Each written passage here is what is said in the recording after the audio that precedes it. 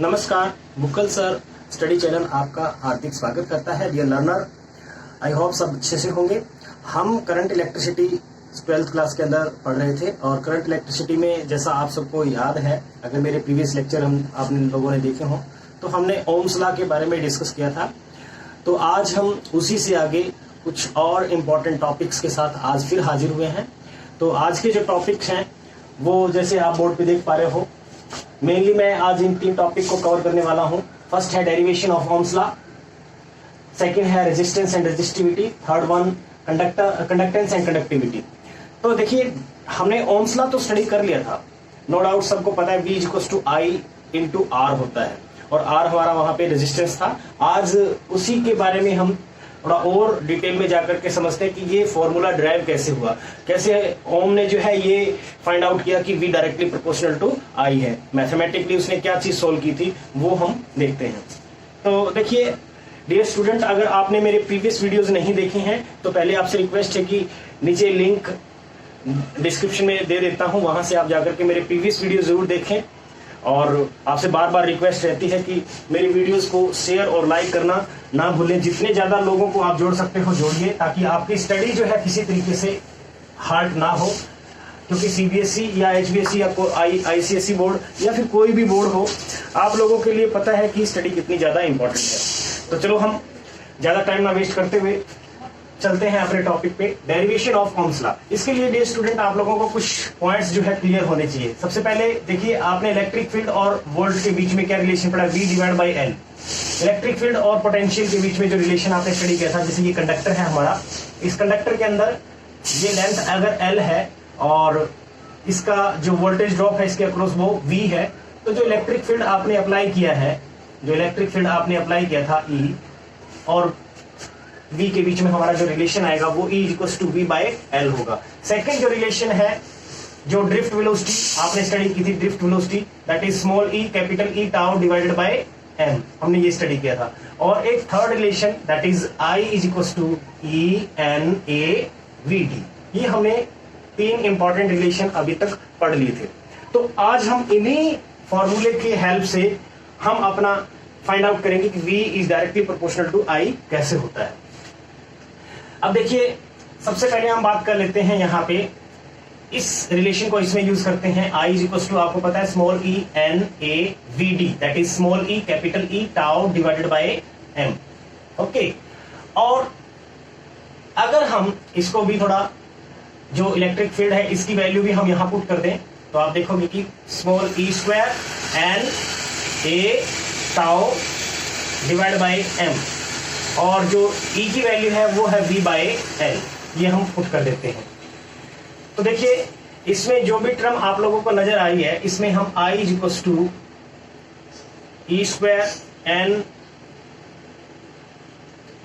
Tau A divide by M × L, ठीक है, और इंटू V, ये हमारा एक रिलेशन बन गया।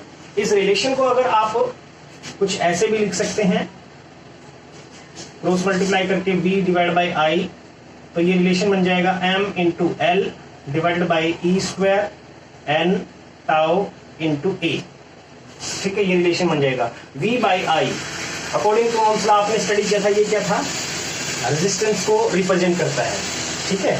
यहां से अगर आप रिलेशन देखो, इस रिलेशन को अगर आप देखो तो ओम्स लॉ हमारा वैलिड है। यहाँ पे A क्रॉस सेक्शनल एरिया है, M इलेक्ट्रॉन का मास है, L length of the conductor, tau relaxation time and number of electron per unit volume, और E that is the charge of electron. So all these quantities are constant at particular temperature. यहाँ temperature constant रहना जरूरी है। तो यहां से हम clearly क्या कह सकते हैं, clearly I is directly proportional to V, I is directly proportional to V या V is directly proportional to I, यहां से आप लिख सकते हो। देखिए, अब हम थोड़ा सा और इंपॉर्टेंट टर्म पे जा रहे हैं। यहाँ ये किसको रिप्रेजेंट कर रहा है, ये रेजिस्टेंस को रिप्रेजेंट कर रहा है।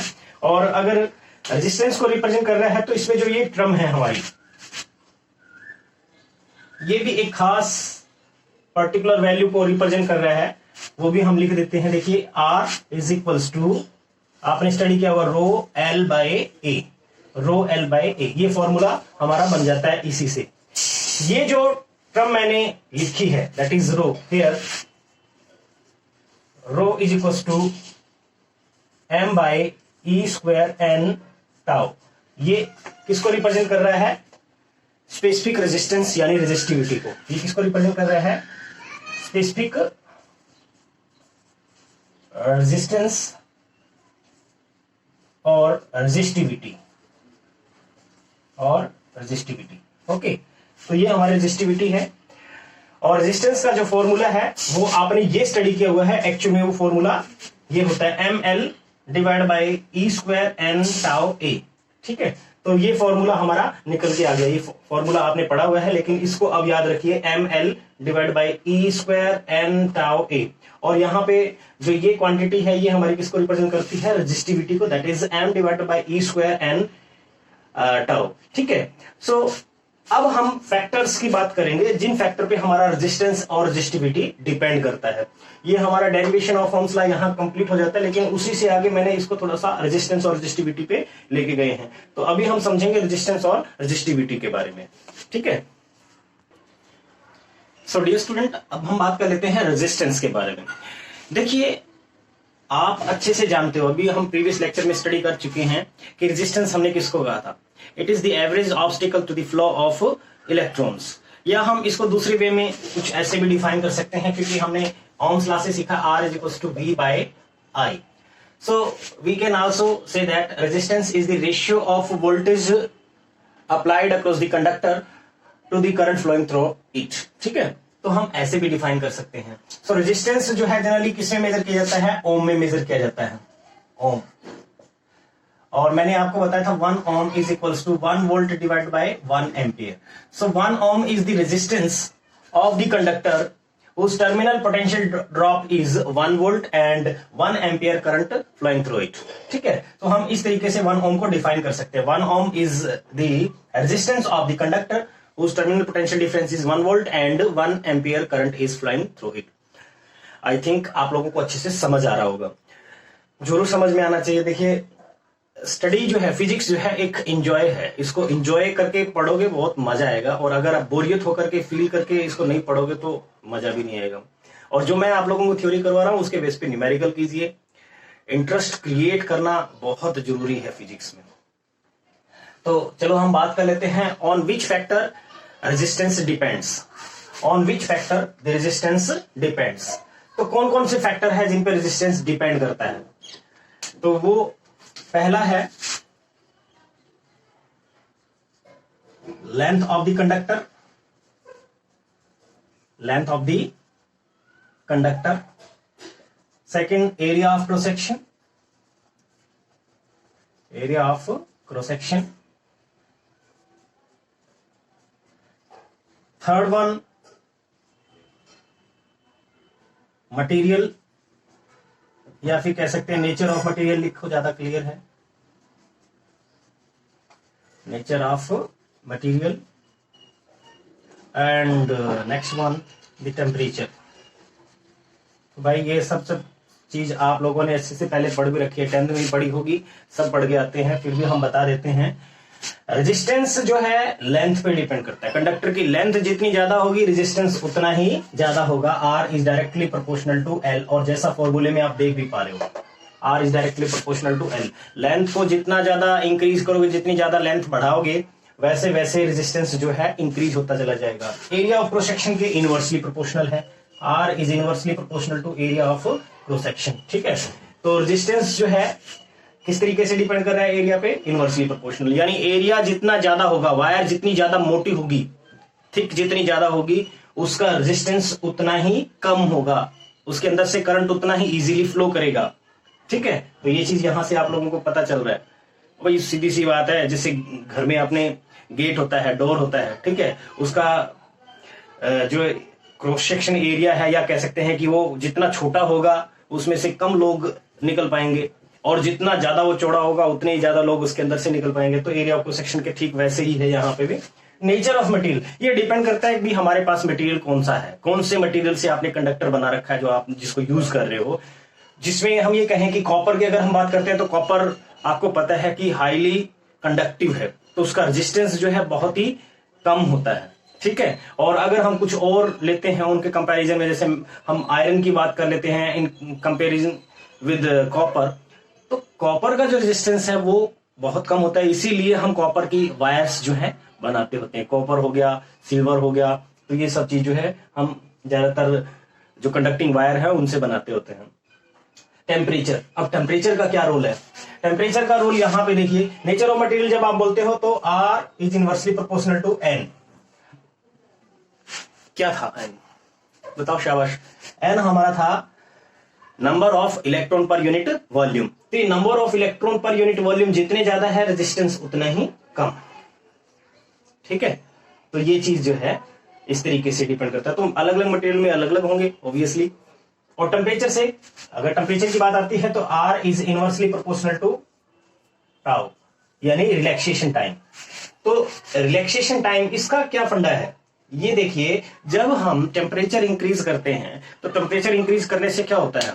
मैंने आपको बताया था कि टेम्परेचर इंक्रीज करने से जो इलेक्ट्रॉन्स है वो पॉजिटिव चार्ज कर्नेल्स के साथ में ज्यादा कोलिजन करेंगे, यानी कोलिजन्स की फ्रीक्वेंसी इंक्रीज हो जाएगी। और फ्रीक्वेंसी इंक्रीज होगी तो टाइम पीरियड, यानी टाइम पे क्या इफेक्ट पड़ेगा? डिक्रीज हो जाएगा और रेजिस्टेंस इंक्रीज हो जाएगा। तो सीधी सी बात है, जितनी ज्यादा कोलिजन होंगे फ्रीक्वेंसी इंक्रीज होगी, टाइम पीरियड डिक्रीज होगा और रेजिस्टेंस इंक्रीज होगी।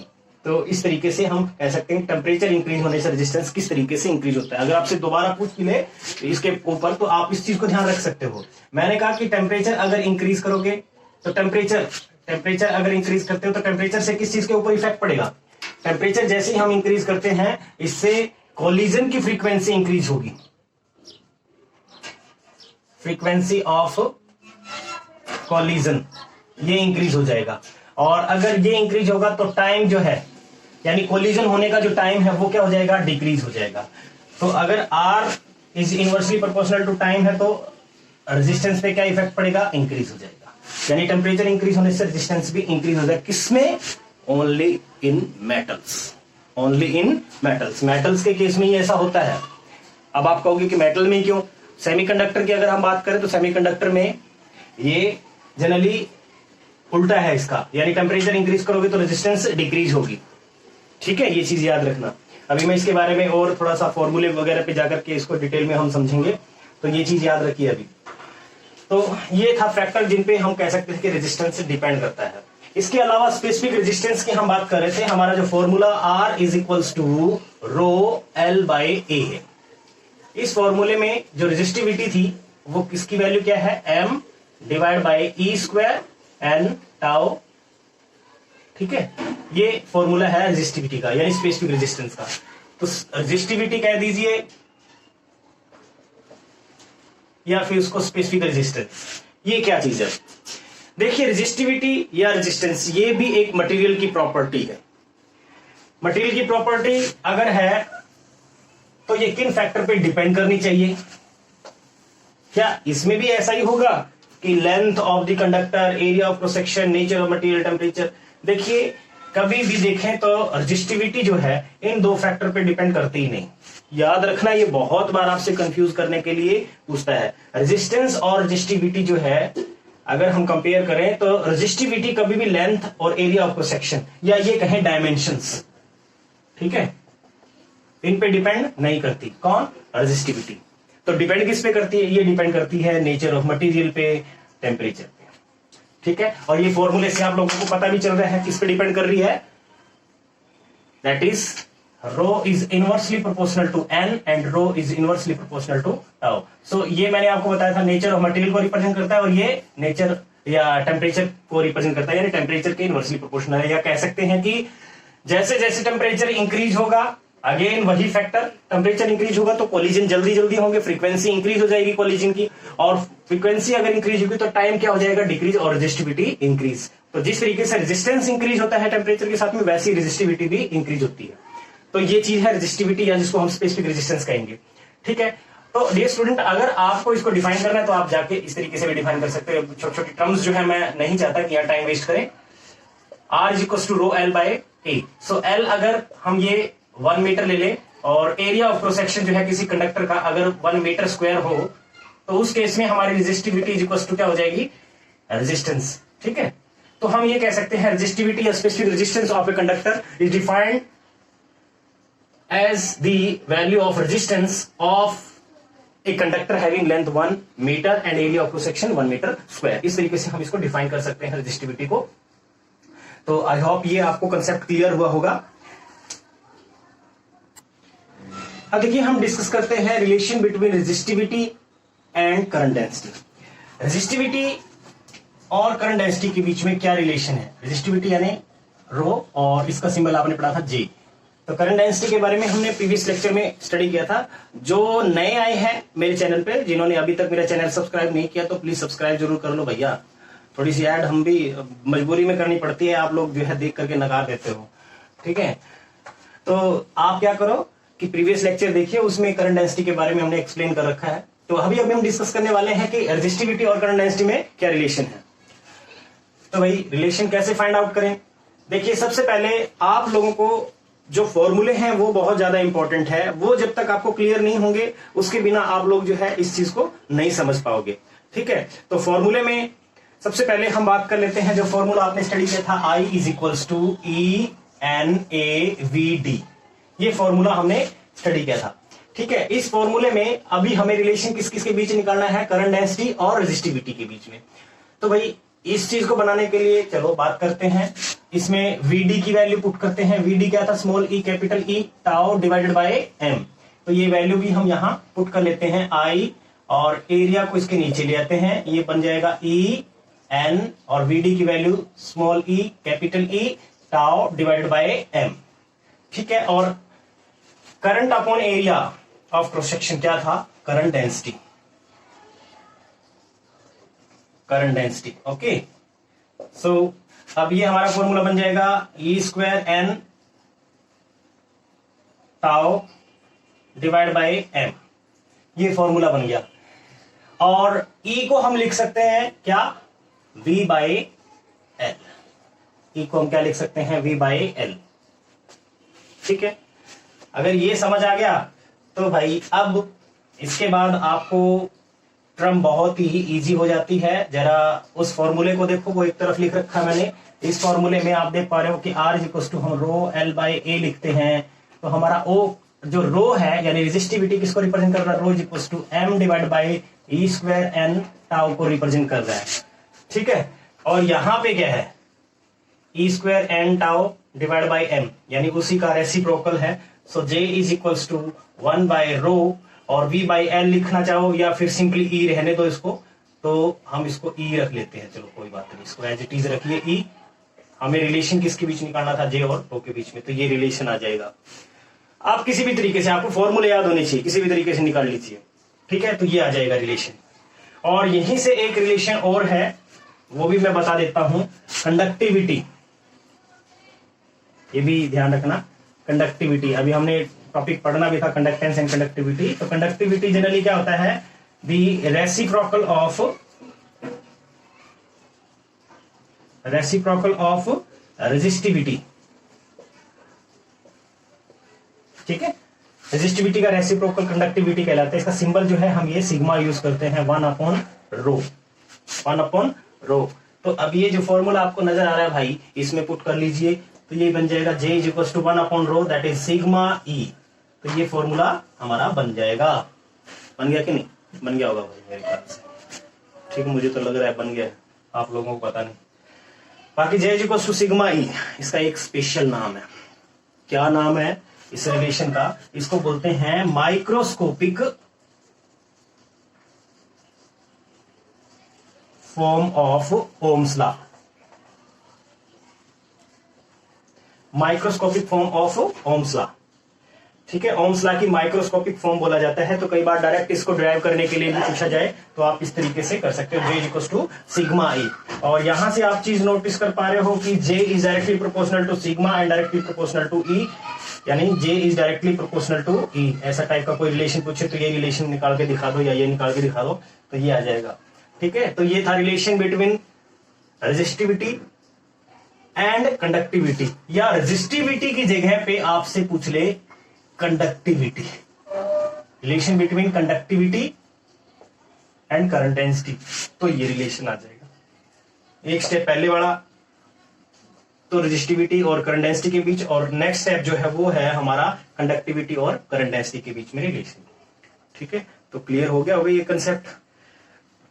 अच्छा, जो आपका ये रिलेशन समझ आ गया, तो कंडक्टेंस के बारे में और थोड़ा सा यहीं पे बता देते हैं, उसके लिए अलग से हेडिंग वेडिंग डालने की जरूरत भी नहीं है। तो कंडक्टेंस जनरली क्या होता है? Conductance the reciprocal of resistance, reciprocal of resistance, इसको हम बोलेंगे कंडक्टेंस। ठीक है, तो भाई रेसिप्रोकल कंडक्टेंस को कैपिटल G से रिप्रेजेंट किया जाता है 1/R। सो इसको मेजर किस में करेंगे? ये छोटे छोटे टर्म्स जो है आप खुद याद कर लेना, और ओम में मेजर करेंगे। और रेजिस्टिविटी को, इसको हम किस में मेजर करते हैं? ओम मीटर में मेजर करते हैं। तो कंडक्टिविटी को किस में मेजर करेंगे?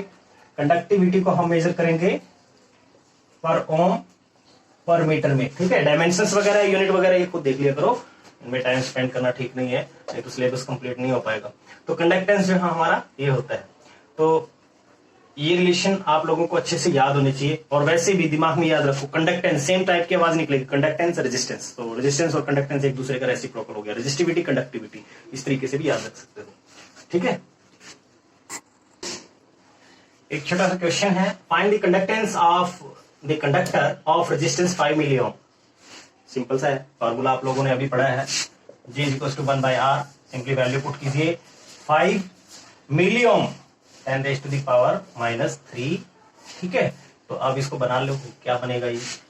10⁻³ ऊपर चला गया, डिवाइड बाय 5, तो 200।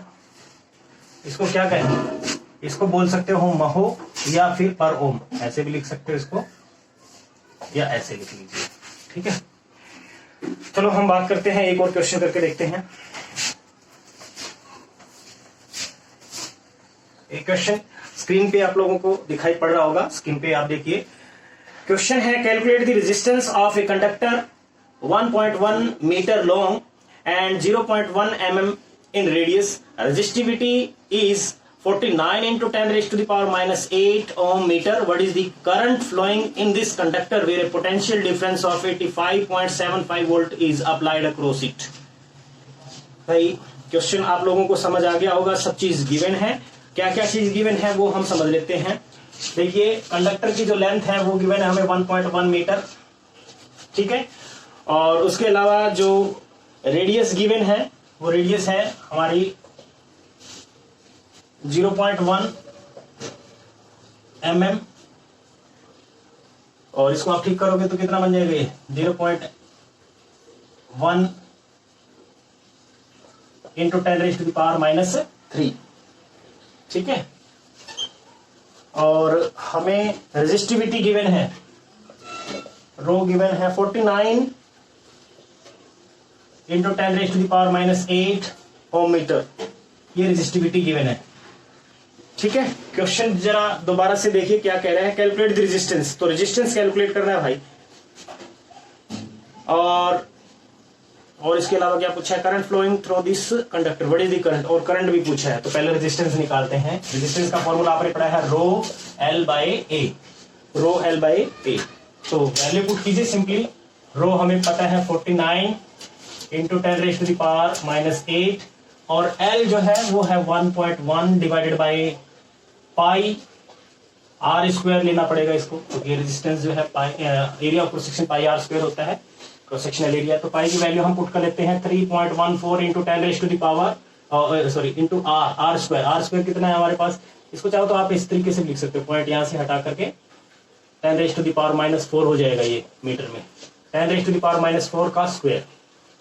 ठीक है, तो इसके r की वैल्यू आप यहां से फाइंड आउट कर सकते हैं, 49 × 10⁻⁸ इंटू 1.1 डिवाइडेड बाय 3.14, और ये हो जाएगा इंटू 10⁻⁸, ये और ये कैंसिल।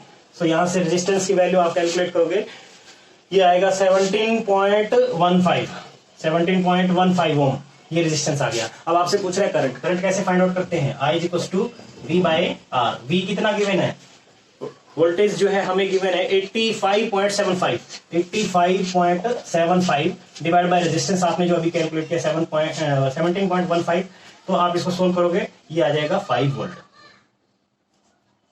5 एम्पियर। ठीक है, तो इस तरीके से क्वेश्चन आप कर सकते हो। देखिए प्रैक्टिस करनी पड़ेगी, आप न्यूमेरिकल जरूर करो। जितने भी आप जो भी बुक है आपके पास, एस.एल. अरोड़ा है, प्रदीप है, मॉडर्न एबीसी है या कोई और बुक है, जब तक आप उनके न्यूमेरिकल प्रैक्टिस नहीं करोगे, न्यूमेरिकल आप खुद नहीं निकाल के देखोगे, मैं कितना भी करवाता हूं आप लोगों को कोई फायदा नहीं होगा। ठीक है, तो ये क्वेश्चन जो है आप इस तरीके से करोगे। एक क्वेश्चन और देखते हैं। A wire of resistance 20 ohm is drawn out so that its length is increase to twice its original length, determine its new resistance. ये क्वेश्चन आप आराम से खुद भी कर सकते हो, 10th लेवल का क्वेश्चन है।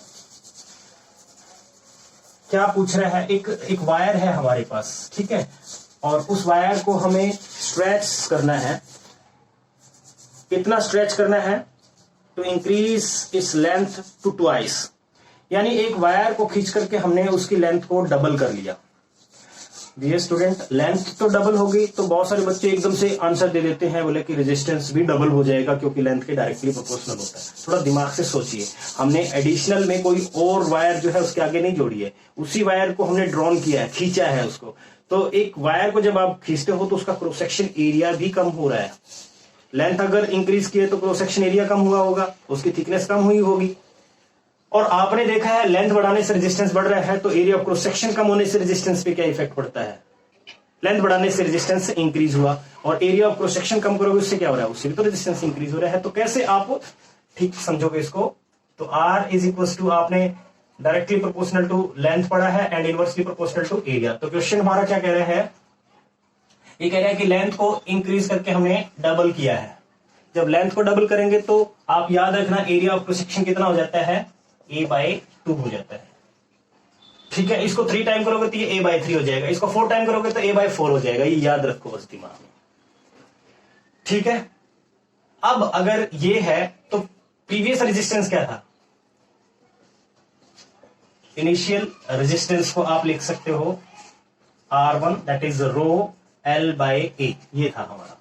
न्यू रेजिस्टेंस जो होगा, न्यू रेजिस्टेंस हम लिख सकते हैं जब आपने ये चेंजेस कर लिए, that is R2 is equal to rho. देखिए रेजिस्टिव आप ड्रॉन आउट कर रहे हो उसको या मेल्ट कर रहे हो, जो भी कर रहे हो, उससे रेजिस्टिविटी थोड़ा ना चेंज हो जाएगा। ठीक है, तो रेजिस्टिविटी उसकी रहेगी वही। तो अब हमारा लेंथ कितना हो गया, twice area of cross section A/2। So R2 can be written as rho 2 2 जा 4, 4 टाइम्स L/A, या R2 is equal to 4 into R1, और R1 उसने कितना गिवन है, 20 ओम। ठीक है, हमारे क्वेश्चन में इनिशियल रेजिस्टेंस कितना दे रखा है, 20 ओम।